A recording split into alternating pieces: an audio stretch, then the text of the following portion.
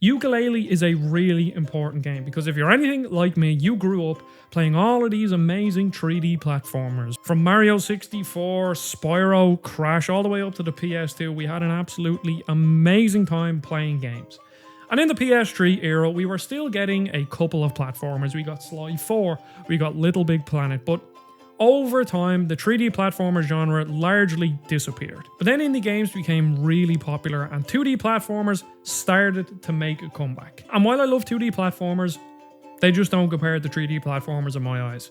But then eventually, a Kickstarter popped up for a little game called Yooka Laylee. It was made by some ex-Rare developers. Now, I was never really a big Rare guy. I loved Diddy Kong Racing, but I never played Banjo when I was younger, never played DK64, so I didn't fully understand what I was getting into. But there was a lot of hype around this game when it was announced. It had a £175,000 goal that was reached within the first 30 minutes, and when all was said and done, it raised nearly £2.1 million. So people were excited for this, and I couldn't wait for the 3D platforming genre to finally come back. And this game and a few others like A Hat in Time and Crash Insane Trilogy played a massive part in the revival of this genre.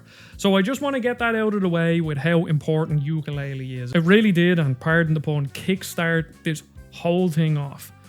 But that doesn't mean that it's a good game, because when it came out, the reviews were absolutely awful. Now, I played it on PC back in the day, and I enjoyed it for what it was. I think it was a solid, 6 out of 10, 7 out of 10 kind of platform where it was just okay, but I never beat it back in the day. And I never really thought about why. But now they're bringing out Yooka Replaylee, where they're rejigging the whole game, and hopefully it will be announced. That's why I'm recording this video, and I will time it with the announcement. I have a feeling it's going to be at Gamescom, so let's see if this video goes up around then. So I went back and I finally beat Yooka Laylee in 2025, and my mind has completely changed on the game. So Yooka Laylee starts up, and it has that absolutely amazing theme song that when I hovered over it on my PlayStation, I would just sit there and listen. It's absolutely fantastic. And I like to usually start on the positive side of things, but that platforming charm, creating two characters that just look so cool and you love being, and the little noises when you pick up the quills and the noise the pages make, they get that absolutely perfect, and the music is fantastic. They're all the character designs, like Trouser and Capital B, just top notch. But unfortunately, that's basically where all of the good things with Yooka Laylee end, because it is not even just an okay platformer. I would go as far to say that it's nearly a bad platformer. So movement is extremely important in games like this. It's the reason why Mario 64 has held up really well for an N64 game. It's also the reason why Mario Odyssey is probably my favorite 3D platformer of all time, just because of how good Mario feels. And the second you start playing Yooka Laylee, it almost feels like there's a bit of input delay. I can't fully explain it, but there's a way to how Yooka turns. When you roll into the ball, the handling is just terrible. Later on, you get an ability where you can throw Laylee up in the air, and the flying controls just never feel good. There's always some form of forward momentum on them that you can't really stop. They just didn't get any of that right. I used to think that Yooka Laylee actually felt quite good to control, but now that my knowledge and base of games that I've played has expanded, I honestly feel like Yooka Laylee is more Croc than it is Banjo-Kazooie, and I think that janky feel is really extended to the boss fights in combat, because if you've played Croc, you know that the hitboxes on the attack are just all over the place, never really feels like you hit them. And honestly, Yooka Laylee kind of feels similar, where you're just kind of spinning around and an enemy will die, but it never really feels good to do. I don't know. They just didn't get any of that right. But you start up the game, you're in their treehouse, you're rolling around, and then you go into the Ivory Tower, where you meet all the characters, you meet Capital B, and then you go into the first level, which is a really good opening level because it's not too large. That is a problem with the later levels where they just kind of feel empty. And yes, the first level does feel a bit empty, because basically when you go around, you have 5 Ghost Riders to collect, you have X amount of quills to collect, and then there's 20 pages or whatever in each level. But because the levels are quite large and there's 200 pages, and 200 quills in each level spread across the base version of the level and the expanded version of the level, there's just so little to collect when you're going around.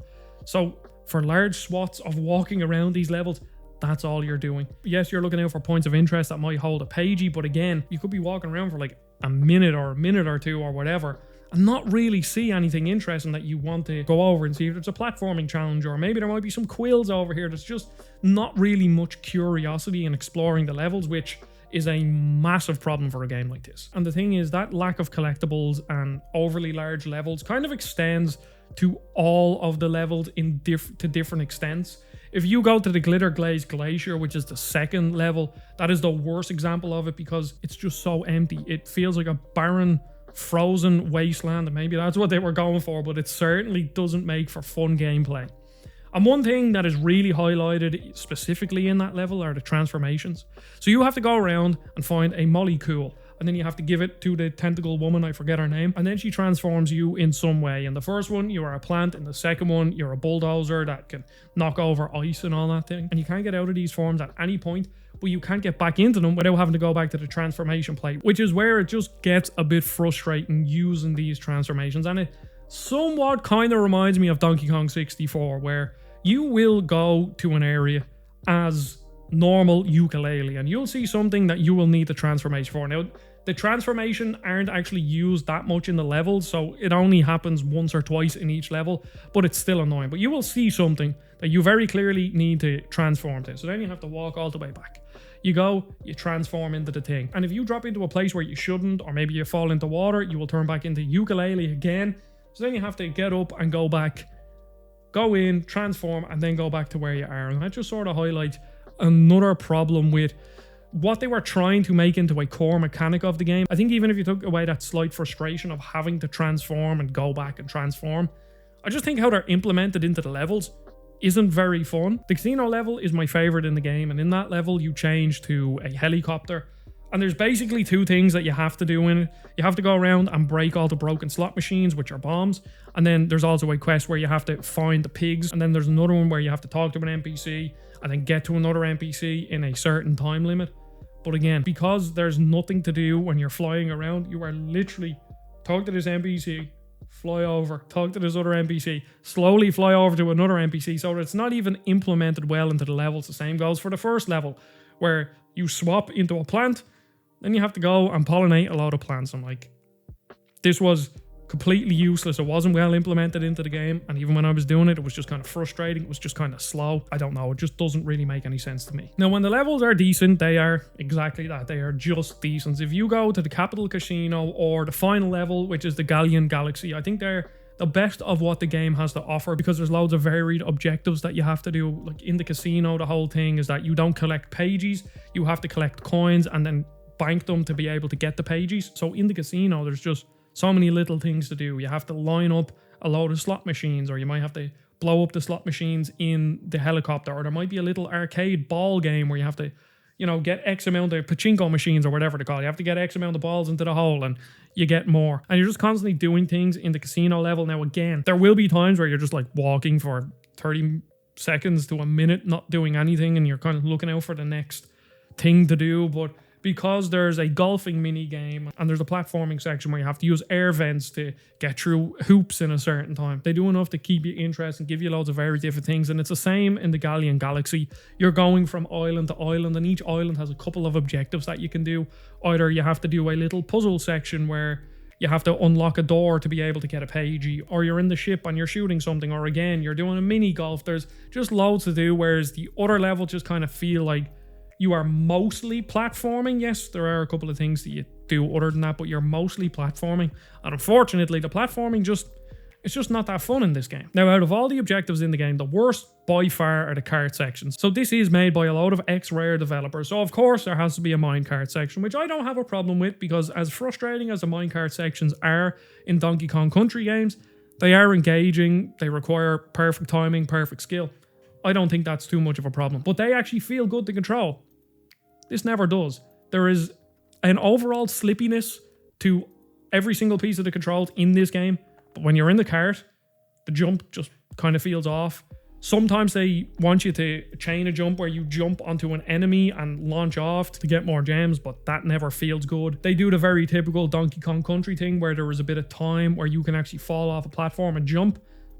that never feels good. There's just something so off about this cart section, about a lot of the game realistically, that just kind of makes it not very fun to play. And that's fine in the first couple of cart sections because they're not overly difficult. But once you get into the Capital Casino, trying to get enough gems to beat them is just really annoying. And I kind of went into this thinking I would platinum the game. I'm really not too far off platinuming the game, but eventually, because everything just kind of had that tinge of frustration to it because of how the game felt to play, I just said, no, look, I'll get as many pages as I need to be able to beat the capital B, and that's it. And I think I came to that conclusion once I started expanding the levels, because it highlighted a big problem with this game, and it's to do with how they let you attack the levels at any point depending on how many pages you have. So one of the major upgrades in this game is that you can just fly. You can throw Laylee up into the air and you can fly anywhere. Now, you only have X amount of stamina, but you can literally cover a whole map with nearly a full stamina bar. It's ridiculous.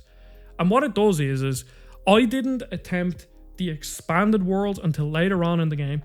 So by the time I got to the expanded world, I had the flying ability, which meant there was no need for me to do any platforming whatsoever. It just completely broke the game. And I know you're sitting there saying, well, why don't you just platform? But if they give me the option to just fly over everything, why wouldn't I do it? So I was literally just throwing Laylee up into the air, zipping across, collecting the pagey, zipping across the other side of the map, collecting another pagey. And it just completely ruined the game for me. It's, if you sequence break in a game through skill, or the game gives you loads of ways to express your movement like DK Bonanza or like Demon Turf or like Mario Odyssey, and you figure out a way to do a platforming challenge that maybe you shouldn't be able to do at this point, that is really cool. It just makes you feel so accomplished. It's a great feeling when you do something like that. But in Yooka Laylee, since there's no skill involved in me holding L2 and square and just throwing Laylee up into the air, it just doesn't feel satisfying. And it genuinely ruined the whole game for me, and I kind of hope they fix that. They need to rejig somewhere in there how you get the powers or how you unlock the levels, because you can just break the game so easily. Now, the final nail in the coffin was the capital B fight, okay? This is a multi-phase boss fight, and as I said, the combat never really feels good. There's a floatiness to all the movement, and this is just not a fun way to end your game. It really isn't. I was already kind of getting annoyed and frustrated to a certain extent of just like, I don't want to play this game anymore. I'm kind of done with it. I nearly almost just left it and never even made this video because it really isn't that good. So you go in, finally, you get to fight the capital B. And this is a fight where the feedback isn't very clear. It has multiple phases, and if you die on any phase, you get sent back to the start, which is obviously channeling the old platformers. I'm not too opposed to something like that. If you are going to challenge and punish me with a boss fight, I want the boss fight to be fun, I want the movement to feel good, and I want the combat to have good feedback to it. And unfortunately, it doesn't have any of those three elements. I recently just played Kirby Triple Deluxe, and that's the first Kirby game I've ever beaten. And that final boss is genuinely one of my favorite platformers, if not my favorite platformer boss ever, because you know exactly what to do. The attack patterns are clear. Kirby feels good to control.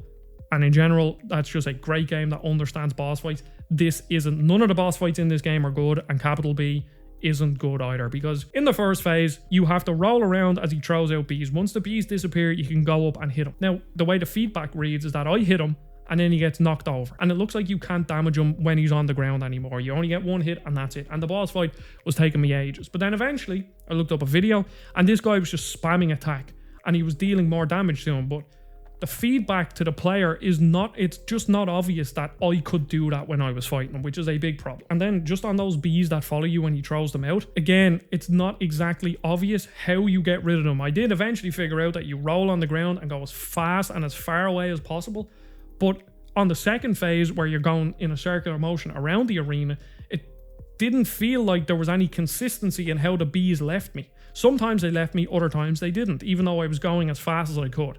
That was another frustrating part.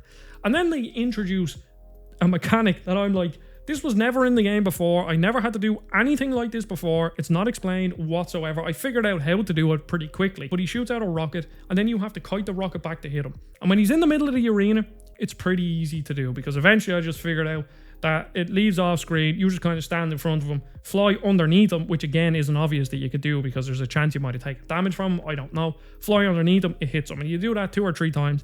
And then he goes into the next phase where he shoots out 2 rockets and he starts zipping around the arena. And you have to go into the flying ability, which again doesn't feel good. And you have to kite 2 rockets around while dodging them. And like, I beat them, but it didn't feel satisfying because, again, I just don't think this game is very good to control. And as I was playing this, I was sitting there thinking, what can they do to this game to improve it, to make Yooka Replaylee the game that Yooka Laylee should have always been? Because you can see that somewhere under all this crap, there is an amazing game there. They got the charm right, the collectibles right, Yooka Laylee, brilliant characters, music, brilliant.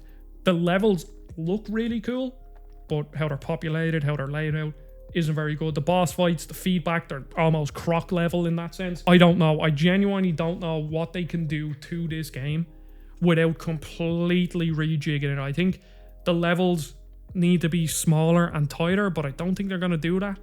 And in the absence of that, add more collectibles. But then you might run into the problem where I think every level has 200 quills. If they add an extra 100 quills to each level, yes, they'll be more populated, but then is that too many collectibles to get in a level? And then going around and finding the last 6 quills will just kind of be annoying. I don't know. That's another thing. I know there is a tonic, but I don't know exactly how it works, where in the Spyro Reignited trilogy, sparks would go towards the gems, so you knew where to collect the final gems.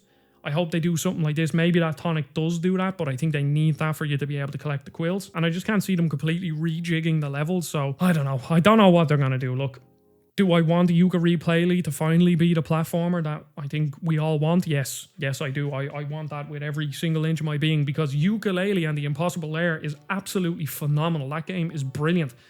I prefer that over any Donkey Kong Country game I've ever played. They have shown that they can make a great game, and I hope to God that Yooka Replaylee really is as good as I hope it will be. Will it? I don't know. Whenever it's out, there will be a video on this channel, because I have to cover every single 3D platform ever, because I just love the... Oh, I just bumped my mic, but I just love the genre so much. So if you also like 3D platformers, I don't know what videos here, but there's a lot of video. I've covered so many of them on this channel, so please go watch that. Let me know what you think about Yooka Laylee in the comments down below, because I don't think what I've said is too controversial, or that a lot of people will disagree with me. Maybe the way I went about saying it, they might do, but I think this is just the general sentiment. It's just not a great game, and my mind really did change. I used to think it was a fine game. It isn't even fine. I don't like it that much, so thank you for watching. Don't forget to subscribe. I'll see you all on the next video. Goodbye.